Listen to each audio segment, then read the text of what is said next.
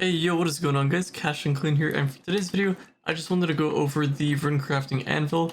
And if you haven't checked out my video on the Rune Crafting Bench, I basically talk about everything you need to know about it and how to get to the very end. And I put in a ton of information in there, so feel free to check that out if you're stuck. But for today's video, we're going to talk about this anvil and the best possible directions that you guys can go in, and just like a general guide for this. So if you guys didn't know, if you wanted to reset your entire thing, you have to just basically kind of click out in the middle. So if you have like a node activated, you just click out in the middle or whatever, and you just need one soul to depth and that'll reset everything. Unfortunately, now I don't know if this is a bug or if it's actually intended for the game, you do not get your resources back. And I remember that there was a debate for the gear crafting bench that was all the way over there. They have like their own skill tree. People were saying that you just don't get your stuff back, and that was like on purpose. It was like a feature.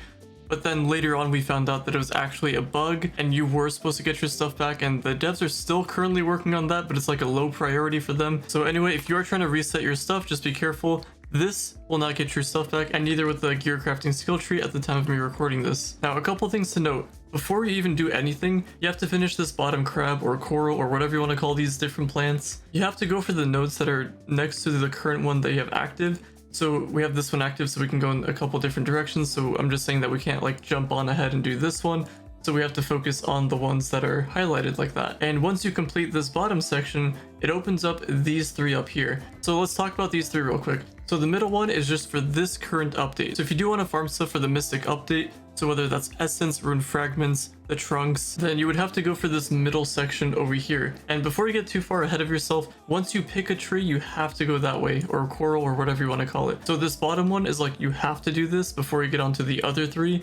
So once you complete this bottom one, you can choose only one of these three. So for the Mystic Year update, getting the stuff that I talked about, you're going to want to complete this middle one right over here. And if you're trying to get this rune anvil, I'm just currently at the hub. I just went to the back corner in this area over here.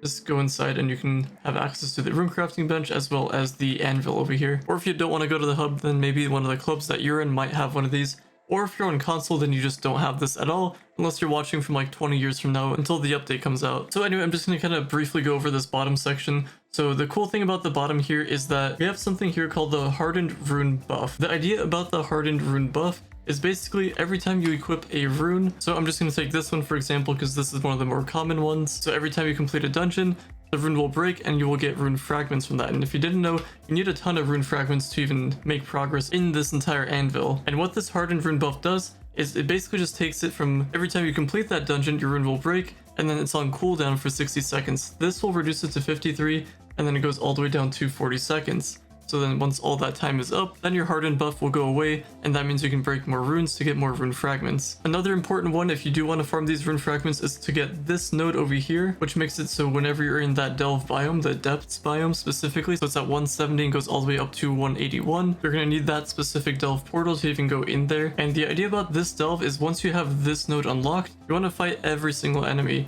And most people usually just skip the clams because those things will one-shot you.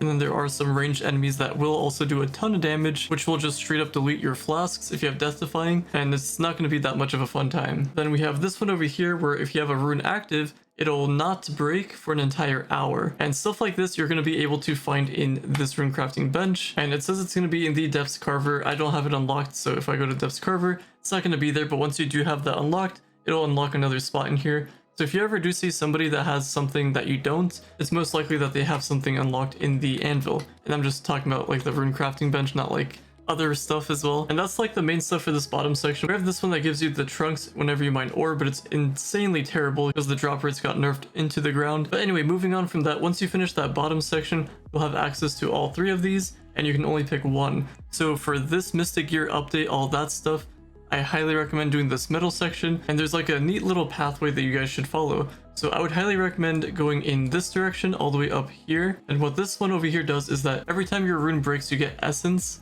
And essence is pretty annoying to get. And then from here, it kind of just depends on what you want to farm for. I just recommend going for this one over here. It is 12,500 rune fragments, whereas this one over here is 5,000. But the cool thing about this one is that every time you do 5-star dungeons and open that chest at the end, it doesn't matter what key you use. On average, you'll get 10 of those trunks. Now, it's not guaranteed that you're going to get 10. Sometimes you'll get 0. Sometimes you'll get 15, maybe even 20. It's completely random. And what these trunks do is that it gives you basically every single resource for this update. So all the stuff you see down here, you can get that that from that box. Apart from these rune fragments though. And then from there, you're going to want to go over here to get your additional rune fragments whenever your runes break. So if you don't know, if you use like, I don't know, say if you use like the metallic rune, for example, so every time you take damage, your rune is going to break. It's going to be this one over here. Instead of the normal 1 or 2 that it gives you, this will jump up to like 6 or 7. I don't know the exact number, but it'll give you a little bit extra. Not a whole lot more, but a little bit extra. And then from there, you can kind of continue up this tree going this way. And then from there, you can finish it off on the right side going this way. Now, if you're unsure on how to get the resources, my last video covers how to get all of the resources. And later on, I'll make a guide on how to farm rune fragments and other stuff related to this update. But for now, we're going to stay on the topic of the anvil. And once you complete this middle one, that means you won't be able to go for the left or the right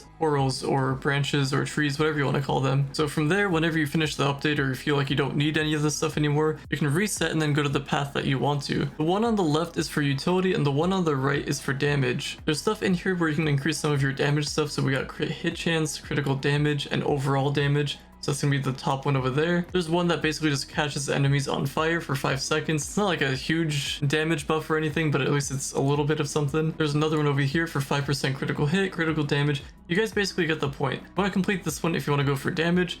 And then the one on the left is kind of cool because you get some utility. There's one over here where if you're hit by an attack, the rune will break and then it'll reduce your cooldowns by 33%, which kind of helps out if you're using like Boom Ranger, for example, where you need to use your abilities, or just some other class that needs to use their abilities. And then, like I mentioned, this is pretty much utility. So whenever you take damage, sometimes it'll trigger some endurance effect. So reduced damage increases the maximum health, and then you get some more stability. These bottom ones are kind of cool, or kind of interesting, I should say. You have a chance to craft extra runes. So if you craft, like, I don't know, 5 of a specific rune, there's a chance you can get an extra. And then same thing with the rune slates. And then I guess there's another one for leaflets. I'm most likely just going to go towards the green section because I find it kind of cool that it gives you stuff for the Zephyr and Pyric. So that's going to be everything for the green section, this middle section, and this red section. And this is just for like the runes itself. So if I went this way, I wouldn't be getting the rune fragments. I wouldn't be getting the essence. And then I also would not be getting the trunks for doing those vaults or opening those boxes at the end of the 5-star / the delves, because they have their own vaults as well. And the thing that I didn't really talk about is the first node. So every time you defeat an enemy,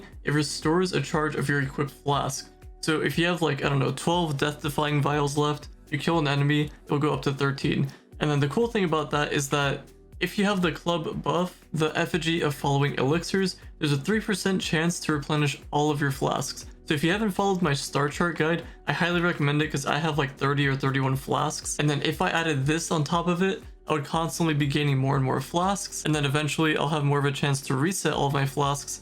And the thing with flasks is that the more you can consistently do damage, is you'll have things like the arcane emblem, or maybe you use the chronomatic one to reduce your cooldowns, or maybe you use the trailblazing one for speed. So hopefully that guide made sense. So basically, you have to do this bottom one, then after the bottom one, you can choose one of the 3. I recommend the middle one for if you're trying to do this update and finish that up. And then once you have everything that you need, you can kind of move over to which one you want, from the left or the right. I just recommend doing this one because you're going to get all of the runes anyway, and the damage buffs aren't going to be super helpful. It is a little bit of damage, like this one gives you an increase of 5%, but it's not like a huge amount or anything. And if they're just runes that you can craft, you may as well just go for this left side.